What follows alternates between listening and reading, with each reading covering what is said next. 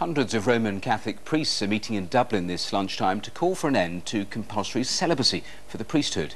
In a direct challenge to the Vatican, they also want the ordination of women.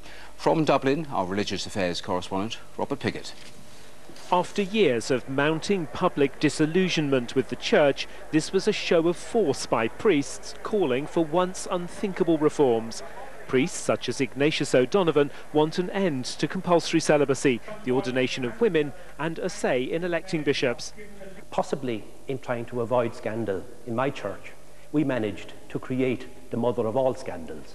Father O'Donovan has watched congregations dwindle and the supply of priests dry up, and since the abuse scandal, a dangerous public alienation from the Church.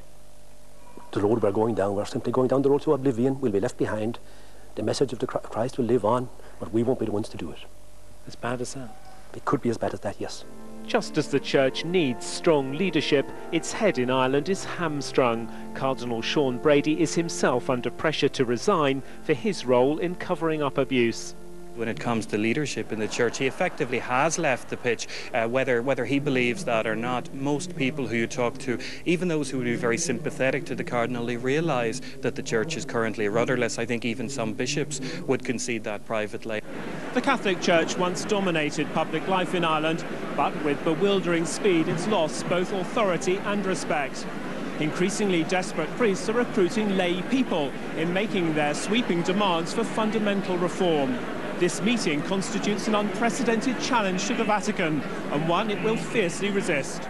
Traditionalist Catholics have denounced the Association of Catholic Priests as traitors, betraying the Church, but they are defiant. In today's world, an educated people have a right to have a voice. That voice has a right to be heard. If it leads to newer decisions that challenge present institutions, that's what we call progress, not liberalism. More than a quarter of Ireland's active priests have now joined this new movement. Today they've demanded a general meeting of the Church in Ireland to find a way of winning back public trust before it's too late. Robert Piggott, BBC News, Dublin.